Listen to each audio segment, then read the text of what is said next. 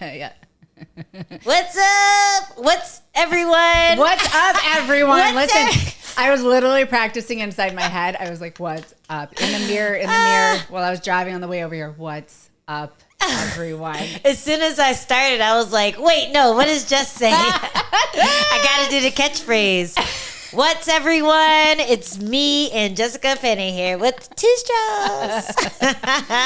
Oh my goodness. Hey, but you were ready this time. You had some time to just decompress. You went on a crazy trip around the world. You tell us what you've been up to? I literally had the most amazing 2 weeks of my freaking life. It looked insane. I'm so excited. I am exhausted. I've been sleeping, but it has not been restful sleep. I look at my Oura Ring sleep score every morning and it's like, go back to bed. It's like, bitch, what are you doing to us? We're dying. Quit adventuring. Please stop it. You're You too are old not for Indiana this. Jones. Stop. Oh my God. It was basically like. That's what it looked like. It was looked incredible. Like you were everywhere. And so tell me, where did you go? A third world country, so it was not safe. Oh, wow. Yeah, That's fun. so, it just makes it more fun, though.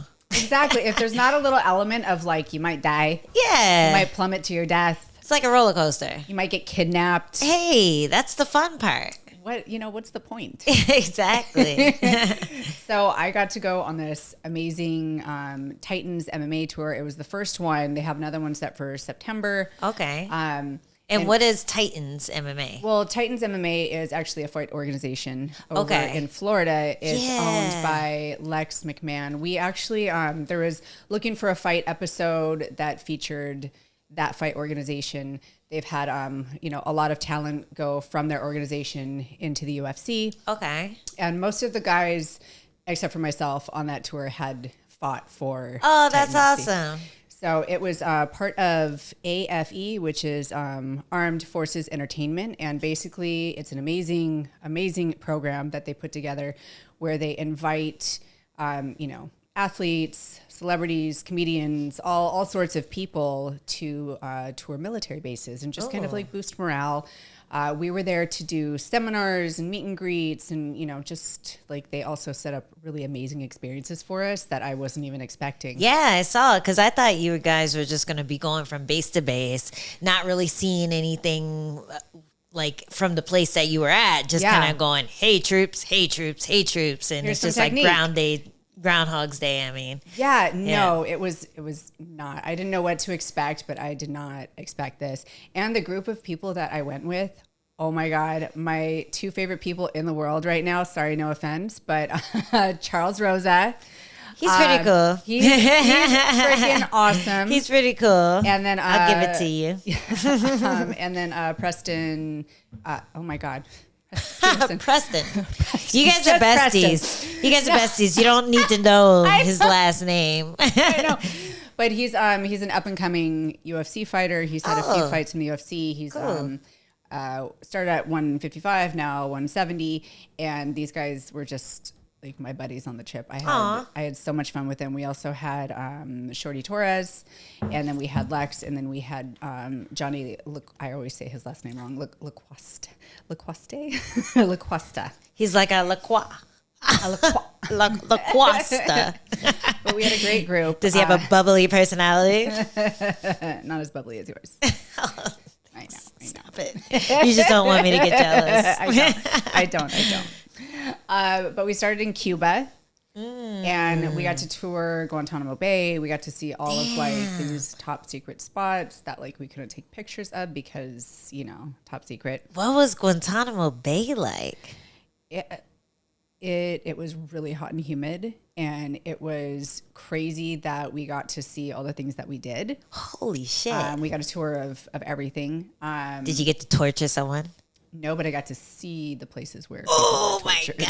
All the places, multiple places. I was like, no, there's just one, right? No. Oh, here's the other one. Here's our torturing facility. I'm like, how many do you have? I thought it was just one. Damn, no, it's not one. That's crazy. It's not one. Yo, that's insane. Cool. What else did you see? I feel like that is going to be hard to top, but yeah. We got to do a really cool snorkeling excursion. that was, very torturing, snorkeling. We got to ride ATVs. Went back to the torturing sessions. Oh my God. No, Cuba was awesome, and we did the most seminars there. They had like the highest level of like grappling experienced people there. So we added on, a couple more seminars and more meet and greets just so we could, accommodate everyone. So we were very, very well received. It was an awesome experience. From there, we went to Honduras and sorry, my nose. I am like allergic to everything right now. You're like, I was over in Cuba. Did I, when you're doing Cuba, stays in Cuba. Oh my God. No, literally. If I'm gone for 2 weeks, which I was, it resets my allergies. So I'm bugging right now. And there's a dog in the studio. So it's not the Cuba. It's not the Cuba. It's not the white girl affecting the white girl. It is it is just allergies. It's just pet dander. I swear. So we went to Honduras, and we only had like one meet and greet there. We lost a lot of days just because of travel, but it was absolutely worth it. And then in Honduras, we got to go to this amazing waterfall.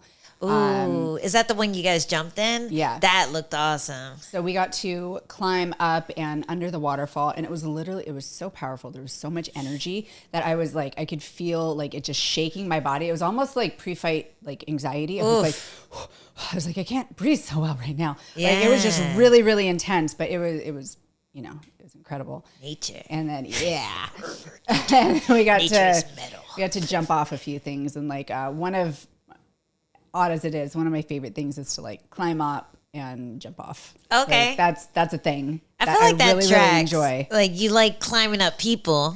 So of course you would like climbing up things. It's like climbing on things. Yeah. Standing on things I'm not supposed to. Yeah. I can see that. Climbing on horses all the time. All the time. You do tend to climb things. And I tend to like misuse them. Like I never like ride frontwards the whole time. Sometimes I stand on them. Sometimes I like lay on them and just whatever way I can. I just get creative with it. Yeah. I mean, it's boring if you're just doing it one way. So we got to jump off of 2 ledges, and I posted a video of one of them, my like flop. So this was a really high one, and this is like my second or third time like jumping off, and I was getting kind of tired because it's a lot. The climb is a lot too. Yeah, the climb all the way up, and then the jump off, and you're constantly trying to like gauge your trajectory so that you're not like fucking yourself up, and then the not drowning once you get down there. Yeah, yeah. Thank goodness. That's a big part. Normally, I'm like a snob when it comes to life vests, and I don't want to wear one because I'm like, I don't need a life vest. Thank God for that life vest. I could have sunk to the bottom real quick. But like I jumped, and then I started kind of like almost laying back, and I like flopped so hard, and everybody heard it. And when I came up, as I was coming up, I was like, "Are you all right?" And I'm like, "How was your poor back? Did it have like the slap mark on it?" It was very red. Like the whole back, like the hamstrings, the booty, the back, everything was very red. How high do you think it was that you jumped from? It was high enough for me to like, oh, it was like, I'm still holding my breath, but I need more. Yeah. Like, holy shit. That's so scary. Yeah. And then we ziplined, we went down a lazy river. Nice. And then we went from there to Greenland. We only were there for 24 hours, but I mean, it was jam packed from the time we landed. We went on a crazy ATV thing. Yeah, I'd never been on one. They're like, "Have you ever been on one?" I was like, "Yeah."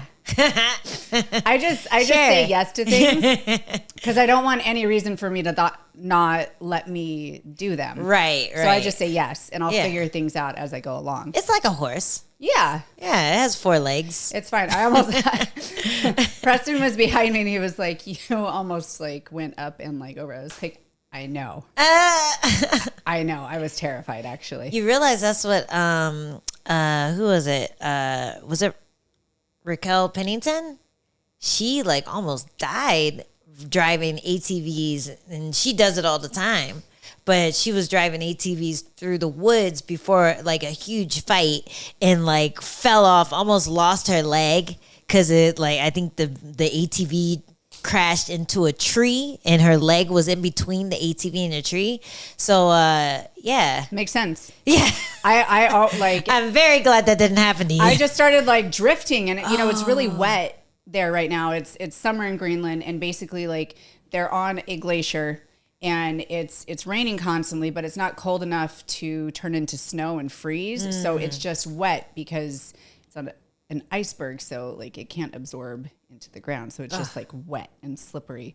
And I just started like drifting, and then there was like this wall, and I started going up, and I was like, so I like kind of stood up to counterbalance, and then I slowly turned. And like, from being on horses so much, I learned not to panic in certain situations. Well, that and your Mario Kart experience, I think that's something that we should address. I was reliving it because I think anyone else would have died there, but because you're so good at Mario Kart, and you guys think I'm exaggerating, but this bitch is insane at Mario Kart. She will lap the best players that I know in Mario. I don't even try to play her anymore.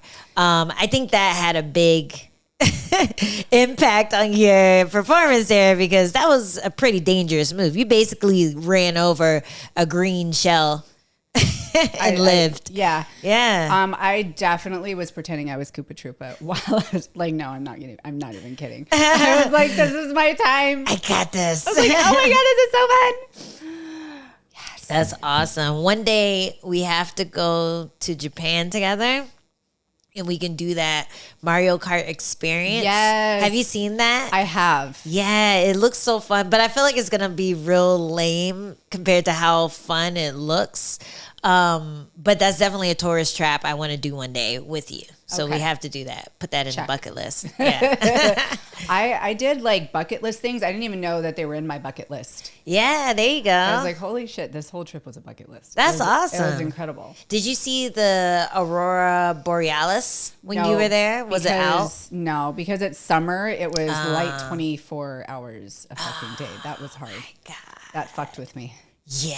It was like 1 a.m. And I mean, I sleep with like a sleep mask, and it was just like my clock was like, it's not time to sleep. We're wide awake. I was like, no, please let me sleep. God, let me sleep. I have to be up so soon. And yeah. That's, wouldn't let me. You just ride it out. Keep going. Yeah. Yeah. And then from there, I came home really quick, and then I was part of a celebrity poker tournament in Las Vegas. So I flew in there for the day. I got a call, and they were like, hey, do you know how to play poker? I was like, yes. I don't. But again, I say yes because I want to go. I want these experiences. So I just, I sat down at the table, and I'm like, oh, I'm with like a bunch of dudes that know what they're doing. I'm just going to pretend. Just and put the cards down. Just be like, bam. No, luckily, Charles Rosa, who was on the tour with me, he is pretty good at poker. So he gave me some like pointers and some strategies. So I did a lot better than I would have otherwise. Yes. And I got invited back. So hey, there you go. Time to practice. I feel like if anything, your poker face was probably way ahead of the game than the other players. It was. Yeah. I made people a little uncomfortable. Like sometimes I get into this thing where like sometimes I don't even know like if I'm joking or I'm being sarcastic or serious. Like they couldn't figure it out. Yeah. So it was fun. If you don't know, they're not gonna know. It was like, do I hate you? I'm not sure yet. We'll see if I win. If I lose, I hate you. Oh, that's amazing. But it was awesome. And I mean, you had an amazing trip, and I need to hear all about it. Yeah. So we kind of decided that this was going to be our anniversary trip because when my actual wedding anniversary happened, we were in London. But not for that. We were there for Wilson Hayes' fight that was happening in Cage Warriors. He's fighting in 2 weeks in Cage Warriors too, so make sure to tune into that. But it happened on New Year's. Then January 2nd came around, and we were like, man, I feel like we're forgetting something.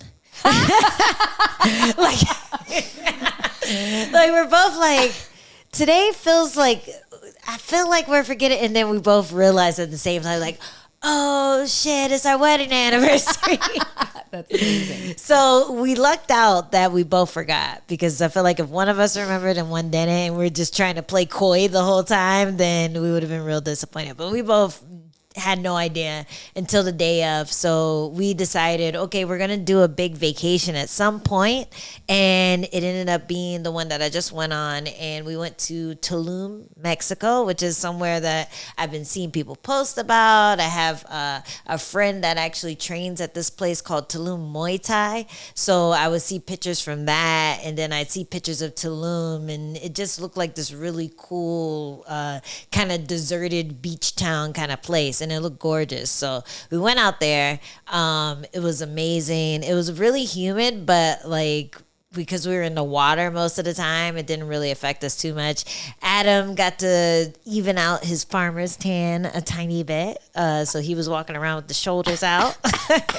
If you guys don't know, Adam has probably one of the most impressive farmer's tans that I have ever seen. 8 years in the making. Yep. Does not wear a tank top, but drives with his window down in the car in San Diego, sunniest place in America. Yeah. So yeah, it's a really good farmer's tan, and he finally decided to get the shoulders out and ungleam them. So we were hanging out on the beach a lot. We did a little bit of snorkeling. We went to a cenote. Oh, yeah, that was fun. I had a fun experience because I had the life vest on, and I also was like, man, we don't need a life vest. What is this? Like, we're just going to be wading in this pool and underwater, but I didn't realize how deep it was. So the second I got in, I was like, oh, shit. I'm going to drown. Like, I have this thing that I found out when I did Deep in Fitness, that I have very low buoyancy. Like, I'm like a rock. I'll sink to the bottom and when I get in the water. So I actually have to work for it. I have to work for it when I have a life vest on. I still have to work for it to stay above That just water. means you are a lean piece of meat. Very, very lean. I have a very high buoyancy amount. Whenever we would do the bobs at deep end, I'm like, please, I just want to go down, and I want to go down. The ass wouldn't let me. Yeah, your ass and legs are just like hanging upside. You'll still drown. No. You'll still drown, but that's because your butt and the legs are it's inverting me. Flipping over. Yeah, exactly. Gosh, darn it. It was really fun though. I feel like that would be a fun thing to do with you too. Go through the cenotes and cool. Go like deep cave diving or whatever. It was really you take freaky. The GoPro? We didn't. We messed up. And the whole time I was looking for one of those camera sleeves, the little plastic water things that you could dip your phone underwater and at least take like a quick underwater video. But we'll have to save it for next time. But we went to that. We went to a Muay Thai show, and they had the fight with the rope. What is it called? It's called card chuck. Oh, shit. Yeah. Dang. Have you ever seen like I forget if it was kickboxer or blood sport, but they had the rope and they wrapped their hands with the rope, and we watched people actually fight like that. That's so cool. It was insane. I'm like, how much are they paying you guys? No, seriously, how much do they get paid? I have no idea. Probably not enough. Pesos. Not enough. Definitely pesos not enough. on the dollar.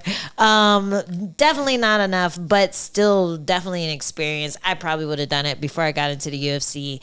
It was really cool to watch, and I ended up commentating on it. I saw that. So I barely had any like internet access or Wi-Fi. Like it was terrible abroad. Yeah, but I did see that. Hey, I made it on the commentary team. That's awesome. Day of, they were like, "Hey, here's a mic." I'm like, "Okay, cool." I met some other UFC people who were just happened to be down there, and it was a really fun night. And then after that, we went to we kind of had an adventure. We went on a 2-hour drive into the jungle and went to Chichen Itza, which is like the 7. Have you heard of it? Yeah, it was. That's so on my cool. bucket list. Yeah, it was insane. It was so cool. It was this big ass Mayan temple in the middle of the jungle, and I think they made it like this one of the 7 wonders of the world, or the 7th. I don't know if there was 6 before. Maybe now there's 8. I don't know, but it's a wonder of the world now. And we got to see that. I couldn't walk up it obviously because it's all roped off, but I wanted to. I wanted to do the Rocky run right up the stairs.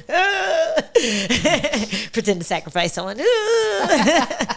But it was so cool walking around, seeing the temple, seeing like the buildings around it that are still standing. You can still see the reliefs of just like warriors chiseled into the wall, like snakes, taking out hearts, and they were just really brutal people. Yeah. And everything that they did was so like artistic and cool, especially for that time. And the fact that it's still standing is insane. I think it was like dated back to like the 1200s or something. Crazy. Yeah, it's insane. So it was really cool to see that. And then the coolest part was in the back where they had like this big cenote, and you couldn't get in this one.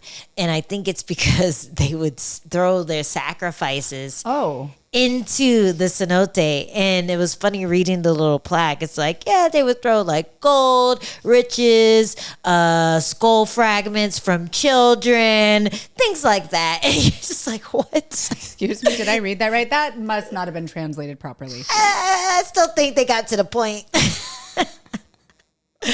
There's like a flippancy with Mexican culture and death that we don't have as Americans. I think Day of the Dead and all that kind of stuff. I think they handle death a little better than we do. Differently. Yeah, but it was really cool to just be able to experience that. That was our last day there. Fortunately, that night I had a plate of oysters. And no, Angela, no, you in Mexico, girl. I know, but we were in this fancy restaurant. I'm like, this place is fancy. I bet I could risk it all. It's always the last night, though. Thank goodness it was the last night. It's always the last night. You get a little frisky. You're like, man, I did great in Mexico. I didn't get sick once. And then you ruin it. And then you ruin it. But you just had to say it, didn't you? I know, I had to say it. But the hotel we stayed in was gorgeous. The country was gorgeous. It was really fun being out there. My first time in that area, like Cancun area. So I had a good time. Heck yeah. We had a good time. It was heck yeah. Awesome adventure. Adam actually had a good time? He did. Did he smile? He did. Whoa. He had a lot of fun at the Mayan temple because there were a lot of skulls. And it's like something that he's been, studying for a while, like in art and everything. So it was really cool to be able to see that in person. Do we have like a new like shirt SketchUp coming or like a new there's got to be some sort of like inspo from that he could like pull from. Oh yeah. Ooh. I'm hoping so. Yeah, fingers crossed. I'm gonna put it in the request box. Yes. Can't wait. Yeah. So now I'm back, and I don't know if we talked about this, but now I'm in fight camp. Yeah, I'm in fight camp. Oh, how'd that happen? How perfectly timed. I was like, I really hope that she's actually going to go on vacation and like give that to herself. No, I needed to. And when I got the fight news, it just lit the fire under my ass. Like, okay, go now. Because otherwise I would just put it off. And I hate waging like, oh, if I win this fight, then I'll go on a nice vacation, blah, blah, blah. It's like better to just do whatever you want before a fight because you deserve it, Yeah. Like we work really hard and I really needed a reset. And my first pad session coming back, my first conditioning session coming back, I felt like a new athlete. Yeah. So it was cool. I hit the reset button. Now I'm ready to go. Good for you. It's also why I can't sit down on the toilet today. Not because of Mexico, but because of leg day. So I was definitely lowering myself down onto my chairs today. But it feels good, man. Good. I'm excited for that matchup. Yeah. So in case you guys don't know, I'm fighting Denise Gomez. She is a Brazilian, and I'm fighting her in Sao Paulo. Five more. Five more. So I can't wait for that chant. I feel like I'm gonna like just make that my mantra during fight camp. So when they hear it, I'll be like, they're cheering for me. Exactly. Yes, they are. They're behind me. They know my mantra. Yes, they are. Thanks, guys. Thank you. I'm really happy to be here too. Oh yeah, it reminds me. That reminds me of that scene in Coming to America when he comes out the window. You too. Fuck you too. Oh, I love it. So it's a great movie. Yeah, I love that movie. It's so good. It never gets old. It doesn't. It holds. Yeah. Like, you can always watch it and enjoy it. Did you watch part 2? Yeah. Were you not like super? I like that it was nostalgic. Like, if anything, it was. I loved that there were the like original cast. Like, I loved that part of it, but I just it still felt like fan fiction. Yeah, but high budget fan fiction. Very. Yeah. Very. So you can't hate on it for that. But the original is definitely one of the best. It's the best. Piece of art. So should we talk about some fights? I guess we have a little bit of time. We have so much to get to and so little fight that we've talked about already. But I guess I'll mention a thing that's on top of my mind. Did you see Max Holloway versus Korean Zombie? I cried. I bawled my eyes out. Literally from start to finish, bawled my eyes out. Me too. I feel so much better knowing that other people were just like crying like a baby, because as soon as the third, was it the second or third round? It was third round, right? The third round started and he just threw everything out the window and was like, I'm the fucking Korean Zombie. This is what I'm going to do. My heart stopped. I was just like, he went zombie mode. From that moment on, I just had tears in my eyes. And it didn't matter what happened after that moment, whether you got a knockout or whether you got knocked out. I was bawling like crazy. It was, dude. Look at you. You're about to cry now. You wimp. Stop talking about it. Wimp, baby. I'm a mush. Loser. I know. I can't help it. That, I mean, we were talking about Robbie Lawler's retirement fight, and I think this one is just in a totally different way, an amazing way to go out. Yeah. You know, the way that he flipped in the third round and came at Max, he had his moments too in that fight. It wasn't just like a drubbing like a lot of people thought it was going to be. A lot of people were like, why are we making this fight? He's going to get knocked out in the first round. He came forward. He did his due diligence to take Max out of there. And Max was just too good. And eventually he just said, fuck it. You know, I'm going to do what the fans love. I'm going to do what got me here in the first place. And it was really like a beautiful way to go out on your show. Like, I know it's not what he wanted, but as a fan, I was just like, it felt like the end of a movie, you know? And then to watch him finally break down at the end of that, and they started playing his song, and then he walks out and he hugs his wife, and the crowd is singing. Oh my God, I was like tearing up now too. Yeah. Oh, me and Adam were watching it, and we already knew what happened. And I'm just on the couch hiding my face because I know he's gonna talk shit, and tears are falling down my face. And he's like, "Oh my God, Angela, did you see that?" I was like, "Yeah." Oh, it was so emotional. It really was. And I really felt like a wuss until I went online and I saw a lot of people had that reaction. Like, he just brings that out of people. He is a true fighter's fighter. And I don't know, it was definitely more touching than I thought it was going to be when I saw the matchup originally. Yeah, he's one of those people that just put it all on the line every time he fought. Mm-hmm. And he was just such an amazing representation of the sport, of what it is to be a mixed martial artist. And he's a class act. He is. Like, anytime that guy showed up, I wanted to root for him. Yeah. And even if he like won or lost, I was still appreciative, just because he would always put it on the line. We don't always, like, basically nobody in the sport really gets a retirement fight like a Robbie Lawler. Yeah. But I was thinking to myself, I'm like, if I, how would I want to go out? How would I want my retirement fight to be? And it would definitely, I would want it to be against, somebody who is a veteran, somebody who's, been in the game like Max Holloway, somebody that could bring out the best in me, like the best version of myself as a fighter.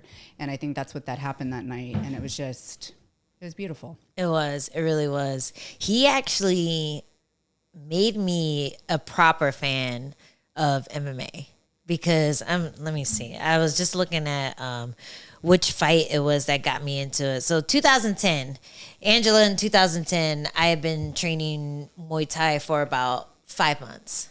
And we watched this fight with the team, him versus Leonard Garcia. And I was like, whoa, this guy is crazy.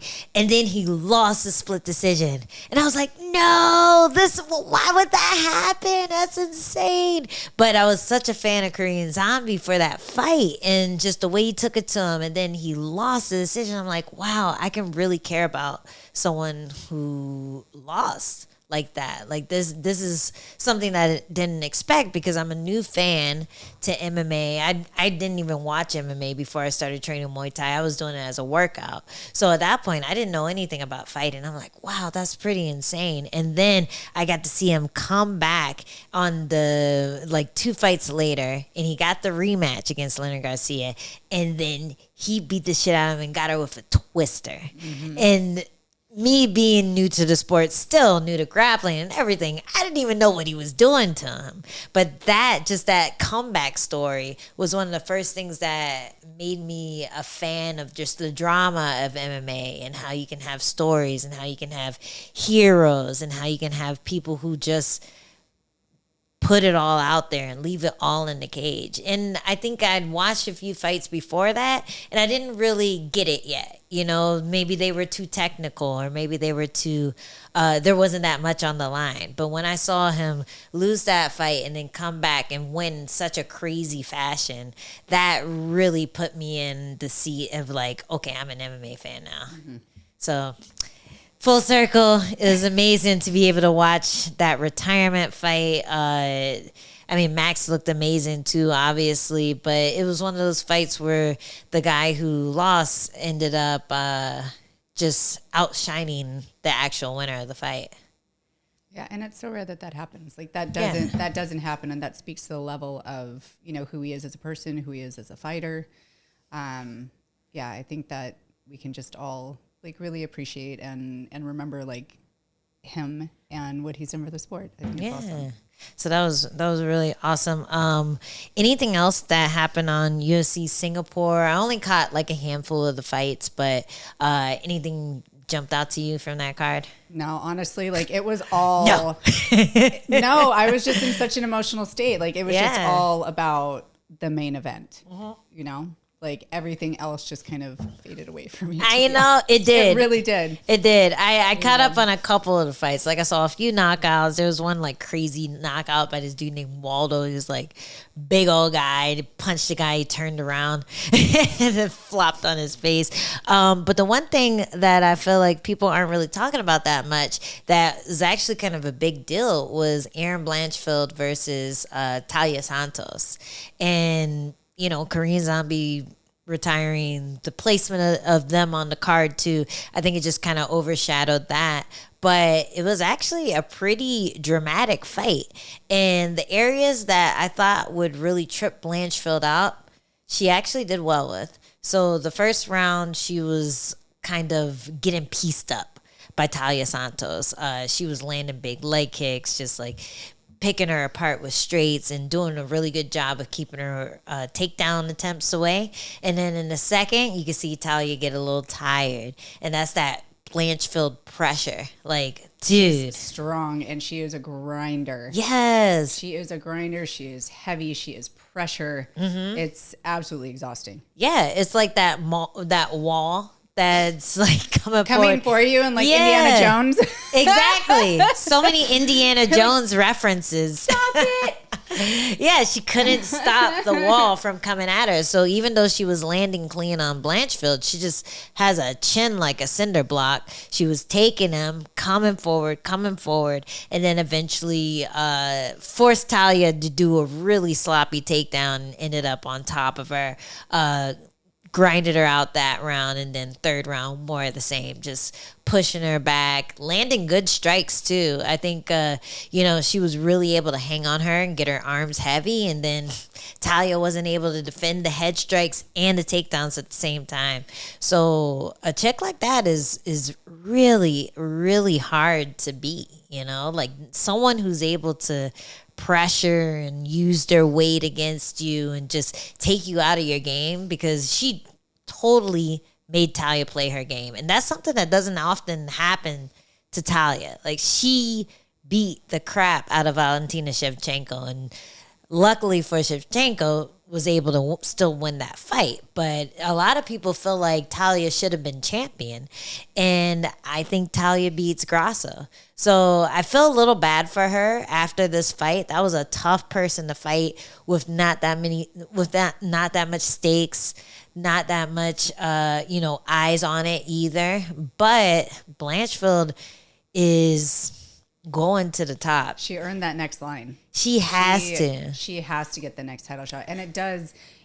I do feel for Talia, because I really wanted, her to get her shot, her rematch. And now it just doesn't seem like it's going to happen anytime soon. Yeah. Because depending on, the Grasso Shevchenko, like there's no reason for it, Yeah. But I think Erin definitely deserves that call out for a championship, for being on deck for a title shot. I don't see anybody else like really getting it except for her. Yeah. I wouldn't be surprised if she was, well, actually I would, because that's right around the corner. But I was going to say, I wouldn't be surprised if she was on standby for the title fight. You never know. She might be. They are doing that lately. Like for the main events title fights, they're always having somebody on deck, so you never know. Yeah, and she didn't really take that much damage. She did get wobbled a bit in the first round, but after that, it was all forward traffic for her. So, yeah, I wouldn't be surprised if she showed up for that one. And I like her against either one of those girls. Yeah, I'm interested to see, dude. She's a gamer. She can take people out of her game or out of their game, and she can make it grindy and messy. And I mean, she could match up pretty well to either one of them. Yeah. When you deal with someone who has that pressure and that don't give a fuckness, that it's hard to time stuff. It's hard to set up combinations. It's hard to keep them on the end of your punches or kicks, because they just walk past them. Yeah. They walk through them. You're just like, bitch, react to the things that I'm throwing at you. Like, most people react. Why aren't you reacting? Some people don't. Some people don't. Some people just don't care. And I don't think she's taken that much damage in her career. She usually gets people down lickety split. So she's going to have a chin on her for a long time. I think so. Good for you, Erin. No, I'm excited to see what she does in the division. Seriously, Yeah. I think it's really exciting. That's a monster. She's completely like shaken up the division in a really short amount of time. So I think it's really exciting. Yeah, same. Exciting stuff. And then before UFC Singapore, we had UFC 292. Don't get me started on this one. Oh my gosh. I was watching this. I was on base in Honduras, and we were all watching it. Okay. We like cleared out one of the USO like rooms so that we could watch it. And before you know it, all of these like military people are like sitting behind us, and we're like, shh. Hey, Jessica, can you show me that artwork? And shut up. No. What about you? Go to bed. That's your bedtime. It's curfew. What are you doing here? That must have been fun watching it with a bunch of military guys.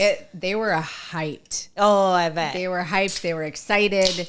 It was an experience. It was really exciting. Nice. So I gotta ask you, Go ahead. what'd you think about the main event? I know this is not a popular opinion, but I think it was stopped a little bit early. Hey, I think you got to give the champ an opportunity. I don't think that's an unpopular opinion, because everyone with eyes said it. Really? But no, a lot of people said it. Really? I have not been able to be online for 2 weeks, really. So I have no idea what other people are thinking at this point, but that's what I thought. Well, it was a couple, radio show, I think Dean Thomas, your boy Dean, he said it was early. The commentary team, I forget who said it, but somebody on the commentary team said it was early. Maybe it was Joe Rogan or someone. And if he says it, then everyone else says it. So Well, it must be right. It must be right. I couldn't hear anything because I had like 50 troops behind me screaming. So, and I bet. there was a DJ like trying, and I kept going up to the DJ booth, and I was like, "Excuse me, turn it down. And he's like, I'm like, no, turn it down. I didn't say please. I didn't fucking say please. He heard you. He was like, I'm like, bro, no speak English. She's American. I will unplug this. Don't fuck with my fight night. Well, unfortunately, that didn't work, and you didn't hear it. But it was said. It was definitely said. You're not alone in thinking that. And it's because you understand that a lot of wrestlers react to being grounded in that way. Where if you're on your back and you're a wrestler, that's actually the most vulnerable that you feel. When you turtle up, that's when you actually have some defense going. You're building up. Exactly, you're building up. It's like the Dominic thing when he said Thingy was smoking cigarettes and alcohol. Only with Dom's, it was less of a case because he was kind of getting punched as he was building up, and it looked like he was going back down and then building up and getting punched and going back down. But when in Aljo's case is a little more clean, where he turtled and was fully aware the entire time when he was getting hit and on his back. Mm-hmm. But when he turtled, the referee saw that as him not fighting back. And exactly. It's like, that's how wrestlers get up. Exactly. They turtle, they knee slide, they stand up. Yeah. So I think that was a little unfair for Aljo, but he definitely took it like a champ. You know, no pun intended. No, he did. He said he felt like it was early, but he was more mad at himself for getting caught in the first place.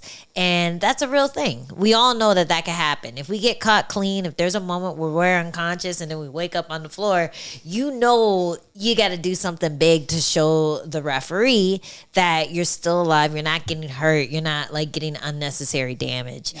And he understood that part of the fight game, and so he took it with grace. But it did feel a little early, especially for a championship fight. You got to give the guy a chance to build, to do whatever he's planning on doing in order to come back and win that round. But one thing I'll say is that it did look like the fight was going to go in O'Malley's favor anyway, because he was just proactive in the first round. He seemed to make Aljo very cautious, like more cautious than normal. It was impressive how he controls the range. I mean, he's a big bantamweight. He uses his range really well. And that's how, he ended up catching Aljo coming in for that takedown. But I needed to see more because I felt like he was going to figure it out. Yeah. And if anything, after getting dropped the first time, you see the danger that is present, and you can find a way around it. I think in the first round, he was so cautious that he never felt anything from O'Malley. Like he ate a couple leg kicks, a couple teeps, but he never really went into the danger zone to see what was going on. Sometimes you got to get hit to start fighting. And unfortunately, he got hit and the fight was over. So that's why I hit myself while walking out. There you go. You go. Wake yourself up. Get a little slap going. Sometimes I like, I get a nice little slap in there. Sometimes I like to get just a couple punches to the forehead to wake up, or do a tiny bit of sparring. And you need that. Sometimes it still doesn't work. Sometimes you're still under and you're like, oh shit. Oh, it's a fight. Oh, is that what we're doing? Yeah. Oh, okay. Wait a second. I wasn't ready yet. Thanks. Okay. I thought we were learning the moves. Like when you're playing a fighting game, you just wait. How do you throw the fireball? Yeah, exactly. And then they start like they start going before you're ready. Ungentlemanlike. Bad form. Bad form indeed. So who do you think gets the shot next? Do you think Aljo gets the rematch? I know they're like there's a lot of drama right now at the top of the division. It's that was going to be my question to you. So there's Merab, who was going to, potentially be next after Aljo won. He was going to vacate. It didn't work out that way, but I could definitely see Merab being next. Right. Although I don't quite think that he's next in line, I think Chito Vera could probably petition for it. Although he beat Munoz, but he lost badly before. So I don't know where he is, but I know he's a name. People want to see him. Right. So maybe he could be like one of those thoughts. And then Sanhagen, what would you see? Sanhagen's one of them. Thank you. He's the one in the mix in 35er. But yeah, that's who I'm kind of seeing as being next. Right. I don't know. I just feel like unless it was in Aljo's contract to get an immediate rematch, which often it is, I could see one of those two getting it next. Well, I don't think it's in the contract because, or maybe it is, but Aljo is saying that he needs time off. Like he's saying that he can't fight again this year. It has to be early next year or something like that. And Dana is like, he is not in a place. Dana's like, all right, bud, we're moving on. No, for sure. Yeah. Like he's not one of those people that's gonna get any grace. He's never really been, given, I think, the respect and the dues that he has earned. And I think that he will get passed up if he pulls that card. For sure. Like the division is not waiting for him. Especially because they have this money train, this gravy boat of a champion now in Sean O'Malley. So his stardom, I know, it's hard. It's hard. Really hard. It's hard for us old ladies. It's to hard. accept the way the kids are changing things these days. Oh my goodness. No, not even if. No. I would not have any problem with this if O'Malley's fans were more respectful. Thank you. It's only his fans. He seems like no. A sweet yourself. young boy. Stop yourself. Have you heard what you said? Well, he says dumb things, but a huge audience. He says dumb things, but a lot of our friends who we love and cherish Who? say, oh, dude, should I elaborate? We have so many. So many of our guy friends are Your friends. dumb as rocks. You go to their house more than I do. Oh, they say the dumbest things, but you gotta love them. You gotta love the little scamps. Little knuckleheads. Yeah, and it's not O'Malley. It's his fan base that drive you crazy. Okay, so he was quoted in saying, let me get your opinion on this. Okay. Yeah, let's go. So he has said he makes the money.